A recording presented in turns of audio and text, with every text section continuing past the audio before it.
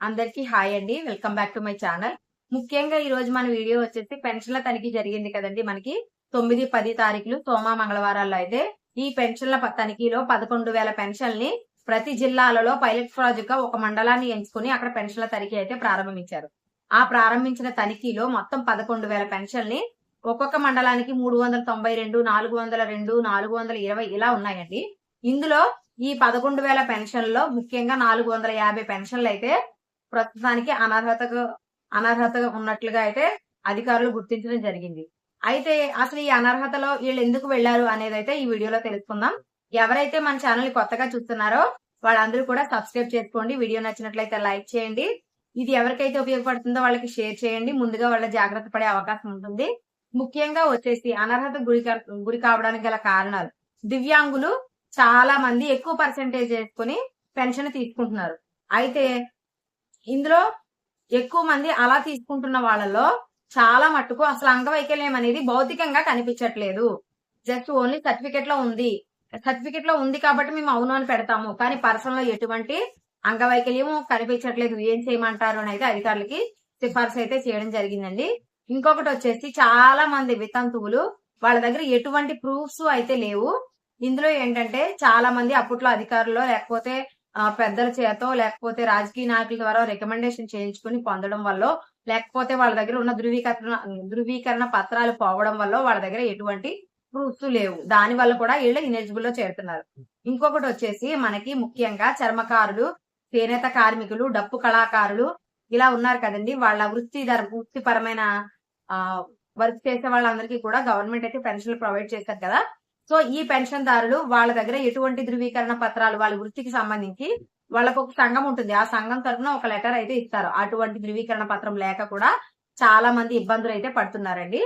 దాని వల్ల కూడా వీళ్ళని ఆ లిస్ట్ లో అయితే చేర్చడం జరిగింది. సో వీళ్ళ పత్రాలు తెచ్చుకుంటే ఓకే, తెచ్చుకోకపోతే నెక్స్ట్ పెన్షన్ పోయే అవకాశం అయితే ఉంది. ఇంకొకటి బదీరులు అనగా మనకి డెమ్ అండ్ డెఫ్, కొంచెం చెవుడు మూగా ఉన్న వాళ్ళకైతే చాలా మందిని గుర్తించడం చాలా కష్టంగా ఉంది. వాళ్ళలో చాలా మందికి తక్కువ పర్సెంటేజ్ కొద్దిగా వినబడుతుంది, అలాగే వాళ్ళు లైట్ గా మాట కూడా వస్తుంది, కానీ వాళ్ళ దగ్గర సర్టిఫికేట్ అయితే ఉంది. వాళ్ళు అందువల్లే పెన్షన్ పొందుతున్నారు. ఈ ప్రాబ్లమ్స్ అయితే గవర్నమెంట్ కి అయితే వీళ్ళు పంపించడం జరిగిందండి. ముఖ్యంగా వచ్చేసి మనకి ఇంకొకటి గవర్నమెంట్ ఉద్యోగస్తులు, అలాగే మనకి ముఖ్యంగా సెంట్రల్ గవర్నమెంట్ ఉద్యోగస్తులు, గవర్నమెంట్ తరఫున పెన్షన్లు పొందుతున్న వారు, ఒకే ఇంట్లో 2 పెన్షన్లు పొందుతున్న వారు, ఇలా పలు రకాలైనటువంటి వారు రికమెండేషన్ల ద్వారా పెన్షన్లు పొందారనే వివరాలు కూడా అధికారులు అయితే సేకరించడం జరిగిందండి. ఈ విధంగా 11,000 పెన్షన్లో 450 అంటే 450 పెన్షన్లు వీళ్ళు గుర్తించడం జరిగింది. సో ఇందులో ఈ 11,000లో చాలా మంది, కనీసం ఒక 200 మంది అయినా సరే పెన్షన్ వెరిఫికేషన్ టైంలో ఇళ్ల దగ్గర లేదు, డోర్ లాక్ లో ఉన్నారు. వీళ్ళలో కూడా కొంతమంది ఉంటారు. ఇంచుమించు ఒక 500 మంది అయితే మనకి ఇనెలిజిబుల్ లోకి చేరారండి. అంటే మనకున్న 65 లక్షల్లో దాదాపుగా ఒక 5 లక్షలు 10 లక్షలు అయితే పెన్షన్లో బోగస్ పెన్షన్లు గుర్తించే అవకాశం ఉందండి. సో మీరందరూ కూడా దీనికి సంబంధించిన సర్టిఫికెట్స్ అన్ని కూడా జాగ్రత్త చేసి ఉంచుకోండి.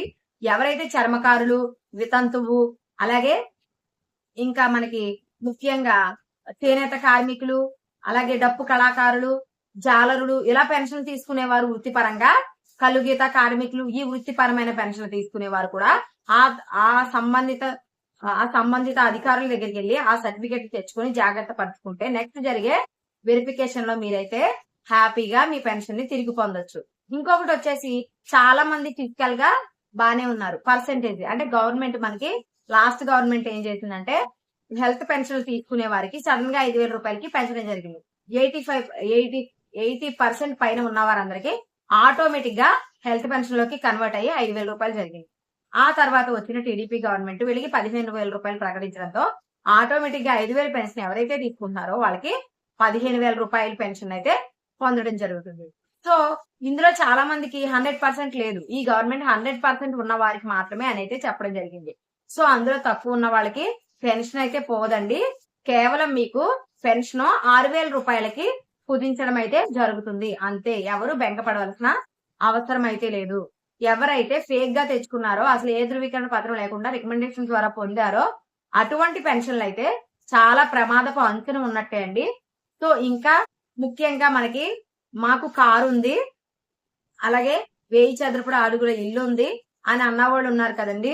ఇవి మీరు వృత్తిపరంగా మీకు మీ కారు మీరు కానీ లేదా మీ ఇంట్లో ఎవరైనా సరే దాని మీదే ఆధారపడి జీవించే వారై ఉంటే మీకు ఎట్టి పరిస్థితుల్లోనే పెన్షన్ తొలగించరు.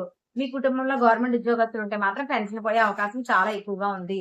ఇది ఒకటి గుర్తుపెట్టుకోండి. కారు ఉంటే పోతుంది, అది కూడా మీ ఓన్ కార్ అయి ఉండి మీరు దాని మీదే ఆధారపడి జీవిస్తూ ఉంటే మీ ఫ్యామిలీలో ఎవరైనా దానికి ఎటువంటి అబ్జెక్షన్ ఉండదు. దానికి ఎల్లో బోర్డ్ మీరైతే మనీ ఖర్చు పెట్టి చేపించుకోవాల్సి ఉంటుంది. సో ఇంకా ఏమైనా డౌట్స్ ఉంటే కామెంట్ సెక్షన్ లో తెలియజేయండి. Thanks for watching. బై.